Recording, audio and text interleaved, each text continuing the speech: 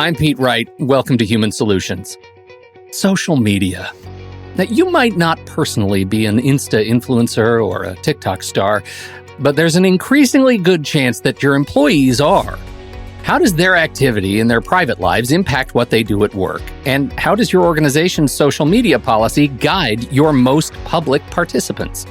This week, Terry Cook, our Senior Vice President of Employer Services, and Tom Jones, or TikTok Tom as we know him, our very own attorney specializing in labor and employment matters, join me this week to share what you can do to support and guide your team's best influencers.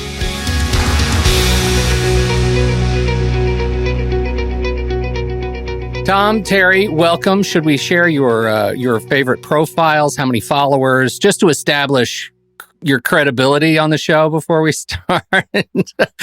Oh, we've got a goose egg from Tom. All right. I want to start, I think a lot of these conversations in and around HR start with the negative, right? Oh my gosh, how terrifying is it that our employees are out there using social media? They might actually mention our company name. I feel like let's start on the other side of that conversation. You're in HR and legal employment matters. Do you see any truly good things about having an engaged, participating employee populace in social media? Terry, you start. I think Tom might be a curmudgeon on this, so I'm going to have you lead. Well, I do see that. I mean, especially when it comes to recruiting. So many more applicants are going to the reviews for the company on Glassdoor or other social media platforms to see what employees are saying. So it's nice to know that although there are some people that will complain and they'll be recognized in an interview, more often than not lately, I've been hearing about people that are focusing on the good things that these people are saying about their company, their benefits, their coworkers. A lot of reasons people want to come to work at a company now has to do with the culture of the company and the beliefs of the company. And they want to see how the employer is interacting with the employees. So yes, there's definitely positive notes on social media, on review sites, but especially on social media and LinkedIn when they see somebody that's saying, look at the great things my company's doing now. Those things are being noticed. And I think they're not only noticed by applicants, but they're being noticed by each other, by coworkers to say, geez, I didn't know that about my company. So there are some positive pieces, Pete. You're right. Well, I appreciate that because I had a conversation with a social media consultant not very long ago, and we were talking about getting ready for this show. And she said to me that an employee base that is engaged becomes the public barometer for the cultural health of the institution. I think that's a really interesting way to look at it. And I wonder if it is taking a little bit of time for managers to see it that way too. Tom, what do you think? I definitely agree with that. I think it's going to take a little more time. I mean, a lot of managers have been in their job for years and have been successful at their job for years with the status quo. And, they may have seen their kids introduce the world to social media, but they've seen it outside of work, the work setting. I think to the extent it's something that can't be fully controlled in the workplace, it causes some anxiety, and some concern with managers that, people might be saying something. And you're right. I mean, you look at my lawyer's hat, it's going to say, well, if you link whatever's being said on social media with that employee of the company, that raises a question about the company's reputation, potential damage to the company. But it's perhaps time to take a step back and look at it and take a breath and say, well, gee, is this going to hurt us? But then that probably raises a bigger question, which is that how should your social media policy handle issues like that? If Terry's a manager, I'm a manager, you're a manager, Jillian's a manager, we all take different approaches. That's not good for the company because we want to have some consistency. And so it would mean an organization sitting down and thinking, okay, how do we have a reaction to social media? Do we have one? Do we care about it? If we do care about it, what's going to be the actual focus of our reaction? Well, I'm glad you brought that up, and you dropped social media policy just as I did in our little introduction here, and I did it almost as a joke because I wanted to see who would respond. How many companies that you work with have a strong social media policy? Well, I think a pretty good number. Yeah? Yeah, in their handbooks, a lot of the handbooks that, Terry and I look at for companies have social media policy. about at work, what's protected speech at work. So if I don't like how my supervisor issues overtime assignments and I complain about it on social media, that's protected speech because I'm complaining about work.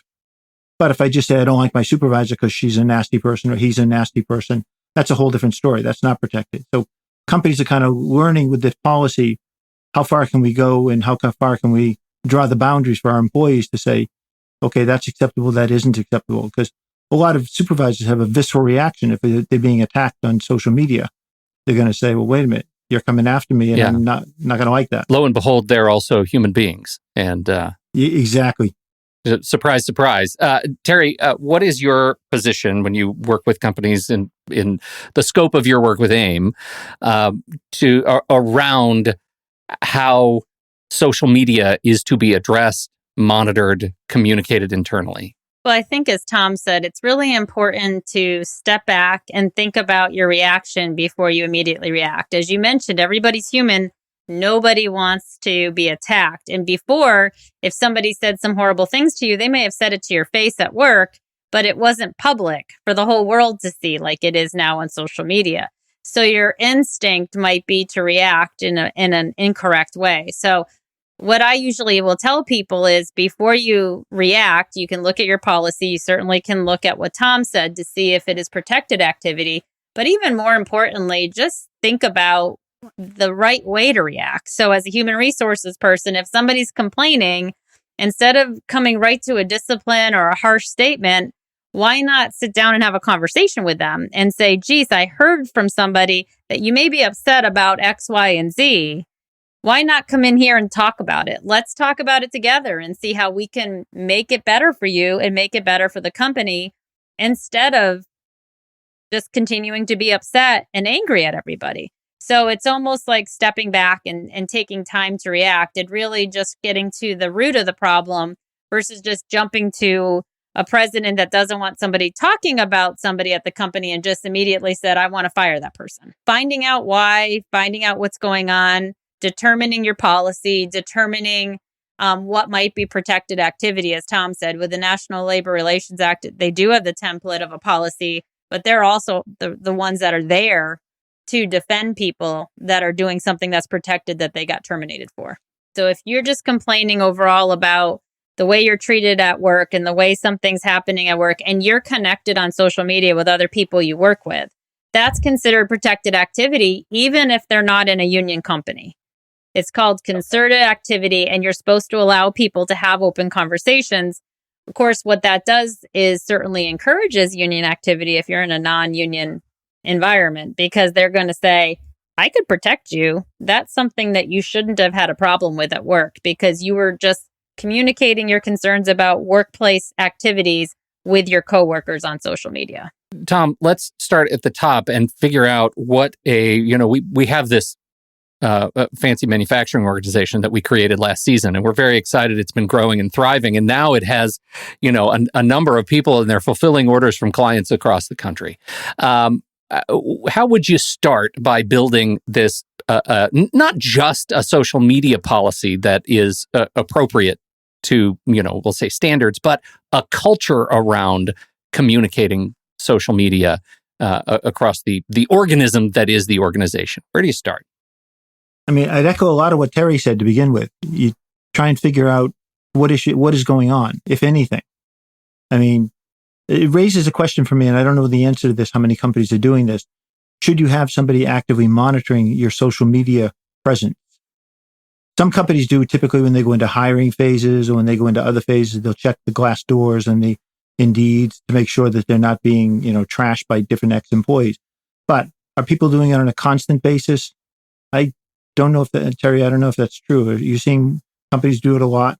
I think people will do it more when somebody brings it to their attention. I don't know that they have somebody, to your point, Tom, that's part of their job to monitor it on a regular basis. I think their ears are open and for other people. And a lot of employees do connect directly with their managers on social media. So they don't even have to wait to hear it. They see it themselves. I will say, as point of background, I come from a public relations background at a very, very large organization. And I can tell you that in the communications department, we had constantly running filters for mentions of our organization. And we were able to filter down through the organization directly to managers when issues arose.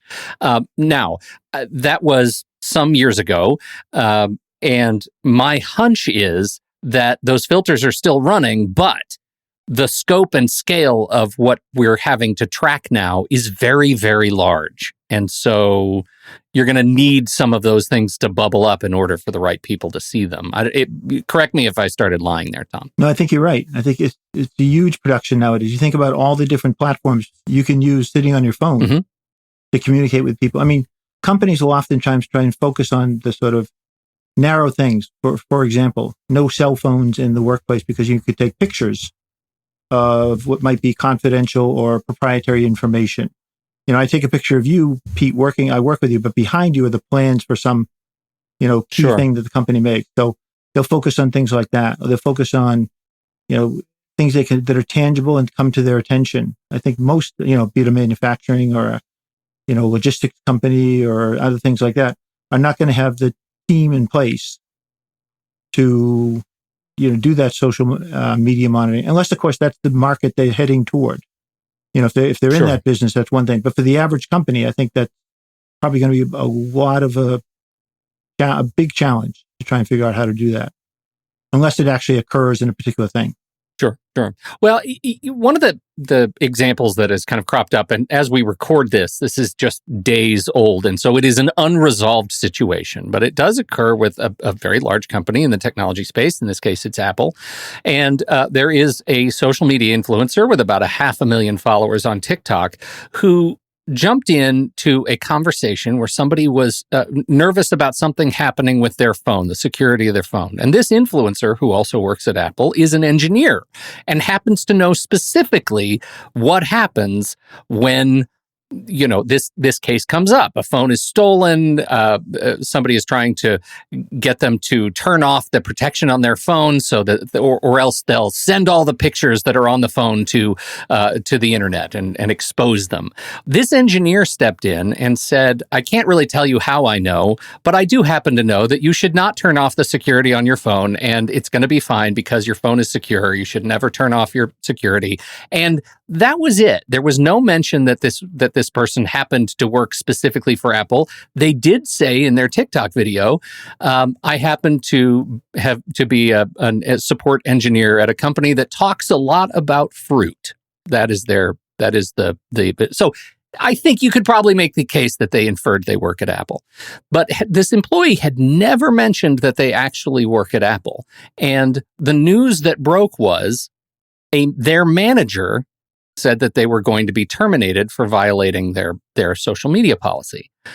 This has bubbled up because it demonstrated very quickly the separation between individual managers' awareness of what the policy was and that very human reaction to something happened we're out of control over and we don't know how to handle it, so we just need to make it go away. And in some cases, making it go away is the employee needs to be removed.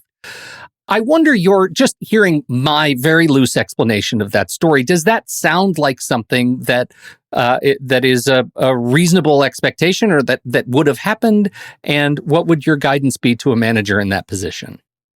I mean, I certainly think that could happen. I mean, you can envision a situation in which someone complains about a product or something that a company produces, or whatever, they don't like it, and so they attack that product, and then another employee internally sort of gets involved somehow, and the manager feels like it's out of his or her control. Could easily envision that situation.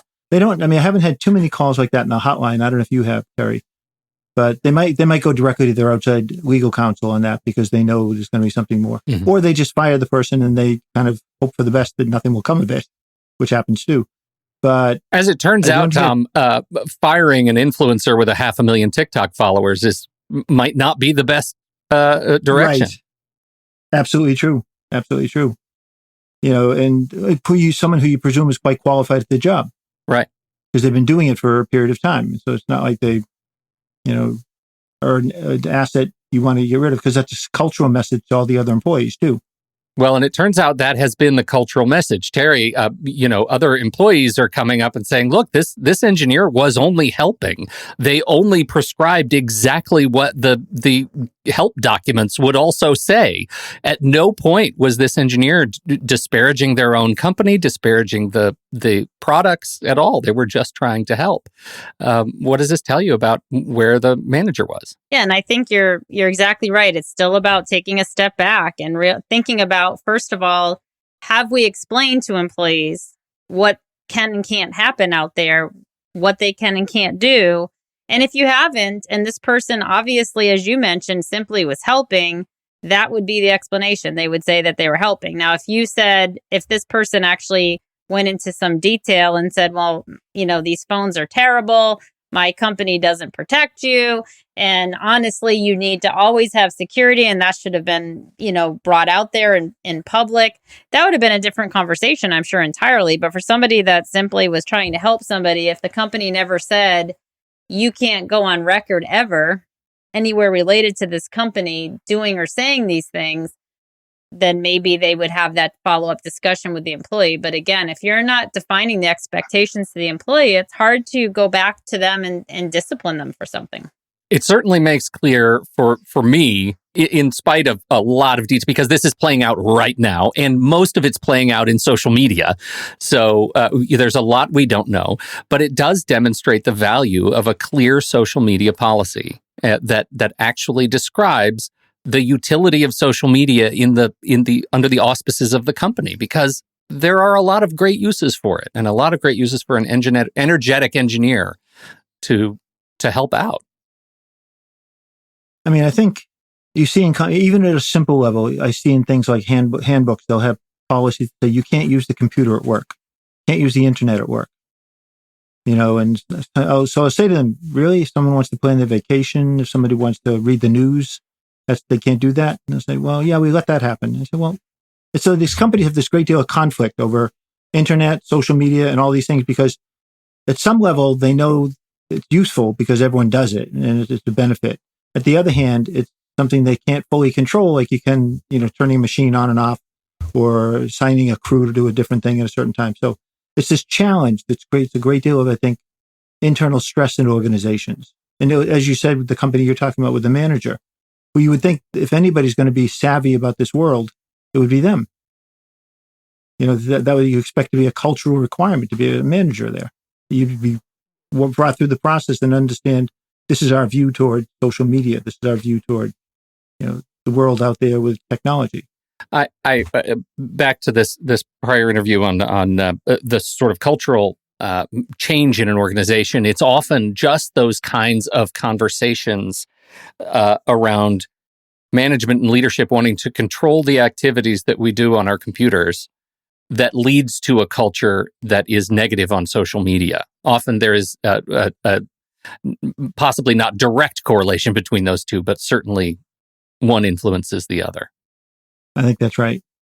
Interesting. And if people feel like they're getting their job done in a way that's satisfactory for the company, I mean, and they've been told they are. Mm-hmm. They've been every year they get a performance evaluation that says, "Yep, you're doing a good job. You're doing all these things," and they're still getting attacked for a little bit of TikTok or Instagram or whatever that might be. You're right. I think you get that double message. Well, I sure appreciate this conversation. I appreciate the conversation around helping to build a culture that is adaptable and flexible and maybe, dare I say, a little bit less punitive around employees' use of social media. Our growing fake manufacturing organization is all the better for it. Tom Jones, Terry Cook, thank you so much for your participation, wisdom, and guidance in this most interesting conversation. On behalf of Tom and Terry, I'm Pete Wright, and we'll catch you next week right here on Human Solutions, an HR podcast for people who love HR.